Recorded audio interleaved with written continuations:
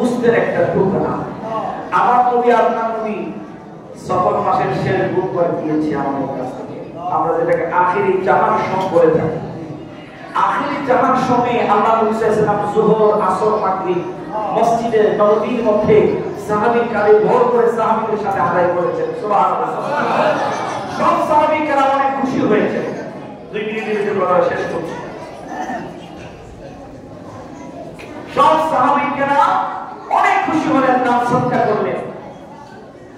আল্লাহ নবী সাল্লাল্লাহু আলাইহি ওয়াসাল্লাম ওই দিন একটা সংক্ষিপ্ত ভাষণ দিলেন। ওই ভাষণে নবীজি সাহাবায়ে কেরামের কাছে বলতেছেন, ও সাহাবায়ে কেরাম, আমার কাছে কি তোমাদের কারো হক আছে? আমি আজকে হক আদায় করে দিব।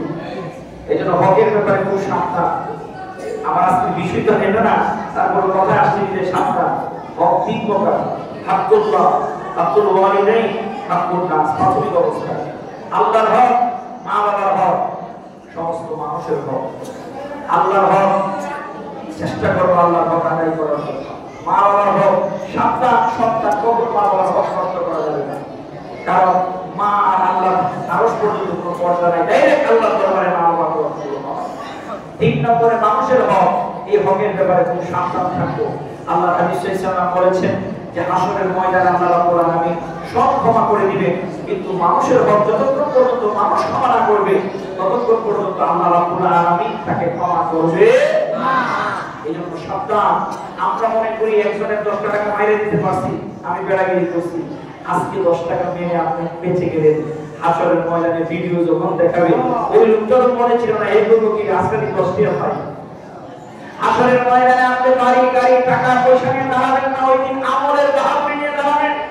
ওই 10 টাকা চেয়ে বলবে আপনার কাছে, ওই দিন টাকা দিতে পারবেন না। আল্লাহর কাছে অসহায়ের মতো বলবেন, আল্লাহ টাকা তো নাই, দিব কেমনে? আল্লাহ বলবেন টাকা নাই তো আমল দেন। 10 টাকার বিনিময়ে যে আমল হতে পারে সে আমল দিয়ে দেয়। তখন বলবেন আল্লাহ 10 টাকার আমল যেটা আছে এটা দিলে তো আমার টানাটানি হয়ে যাবে, আমি সামনে যেতে পারবো না। আল্লাহ বলবেন সেটা বুঝি না, আগে দে, তারপরে তুই পার হওয়ার সুযোগটাকে পার করবি। আপনি ভাইয়ের সম্পদ মেরে দিলেন, বলের সম্পদ মেরে দিলেন, শাস্ত্র ভাইয়ের সম্পদ মেরে দিলেন, আপনি সম্পদ মেরে আপনি দুনিয়ায় হইতে বা খুব টাকা ওয়ালা হলেন, বাড়িওয়ালা হলেন, সম্পদওয়ালা হলেন, একদিন কিন্তু ধরা পড়ে যাবে। ওই দিন সবাই আমার মিসকালা যাররা সাবাইয়ারা, সবাই আমার মিসকালা যাররা সাবাইয়ারা, যাররা যাররা পরিমাণ ভালো কাজ করবে, যাররা যাররা পরিমাণ মন্দ কাজ করবে। ওই দিন সাবধান। ওই দিন পার পাওয়ার জন্য দুনিয়ার জমিনে সাবধান হওয়ার দরকার আছে না? আর দরকার আছে না? আমি বলে থাকি অনেক সময় রিস্কার পিছনে গাড়ির পিছনে লেখা থাকে যে সুদের টাকায় হারাম টাকায় উড়াও উড়মা না খেয়ে রিক্সা চালিয়ে একতলা পাঁচতলা খাওয়ানো ভালো কথা বল, ঠিক কিনা? এই জন্য সাবধান হতে হবে। হাসরের ময়দানে আল্লাহর সামনে কিন্তু দাঁড়াতে হবে। ঠিক কথা বলতেছি না? আমার নবী আপনার নবী মিম্বরে বসে সাহাবাদেরকে বলতেছেন, ও সাহাবারা, তোমাদের কারো হক কি আমার উপরে আছে? আজকে বলতে পারো কিসাস আদায় করতে পারা নবী মুক্তি দিলাম। কেউ কথা বলে না। নবী 3 বার বললেন।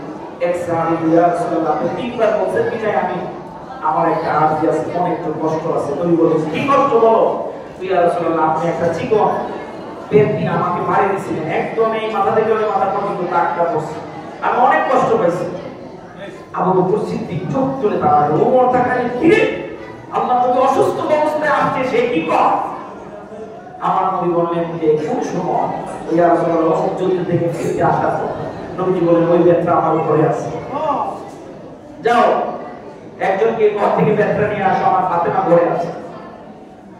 ফাতেমা রাদিয়াল্লাহু তাআলা আমার কাছে যখন বেদ চাইছে, ফাতেমা বলি কিসের জন্য?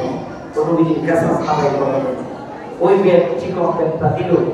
ফাতেমা রাদিয়াল্লাহু তাআলা কান্না করতেছিলেন, আবু বকর সিদ্দিক কান্না করছেন, মুসলিম বড় সাহাবীরা কান্না করছেন যে এ কি পাগল হয়ে গেছে নাকি? আল্লাহ নবী সাল্লাল্লাহু আলাইহি ওয়াসাল্লাম আমাদের মাঝে অসুস্থ অবস্থায় এসেছে। সাহাবী বেদটা হাতের মধ্যে দিলেন, নিয়ে বলেন, ইয়া রাসূলুল্লাহ, আদবের সাথে বলতেছেন, ইয়া রাসূলুল্লাহ, আপনি যে সময় আমাকে আঘাত করেছিলেন, বাড়ি দিয়েছিলেন, ওই সময় আমার গায়ে কোনো কাপড় ছিল না,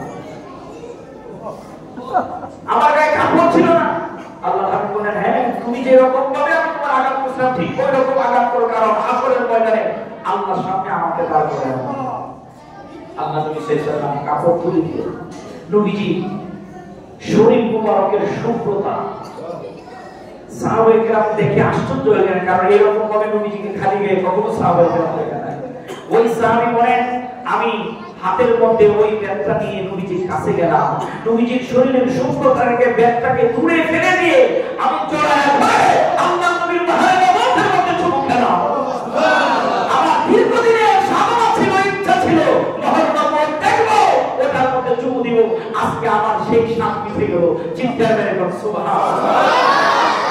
ওই মহররমটা ওই দিন সাহাবায়ে কেরাম সবাই দেখছেন, বলেন যে কবুতরের ডিমের মতো একটা সাপ উঠে লাল রঙের মাংসের টুকরা আমরা দেখতে পেলাম। নবীজি সাহাবীরা বলেন, আমরা হৃদয় ভরে নবীজির মহাররমকে দেখলাম। আল্লাহ হাবিব সাল্লাল্লাহু আলাইহি মসজিদে নববীর মিম্বরে বসে কিসাস আদায়ের জন্য বললেন, আজকে আপনার ক্ষমতা আছে, একজনকে পিঠাইলেন, হাসরের ময়দানে কিন্তু আপনারও পার পাওয়ার কোনো সুযোগ নাই। এই জন্য হকের ব্যাপারে আমাদের সাবধান হওয়া দরকার আছে না নাই? আমাদের দরকার আছে না নাই? চলে যাবো, সব থেকে যাবে, শূন্য হাতে আমাদের যেতে হবে। সম্মানিত উপস্থিতি, আল্লাহর হাবিব সাল্লাল্লাহু আলাইহি ওয়াসাল্লামের আজকের যে বিষয় আমাকে দেওয়া হয়েছিল, দেহে দেহ মুবারকের আকৃতি সম্পর্কে বর্ণনা দেওয়া, আমার বিশ্বাস ওই বিষয়ের উপরে আমি ছিলাম, এই বিষয়ের উপরে আপনাদের সামনে তুলে ধরার চেষ্টা করেছি। মনের গভীরে আজকের আলোচনাটুকু নিয়ে স্ত্রীর কাছে বর্ণনা করবেন।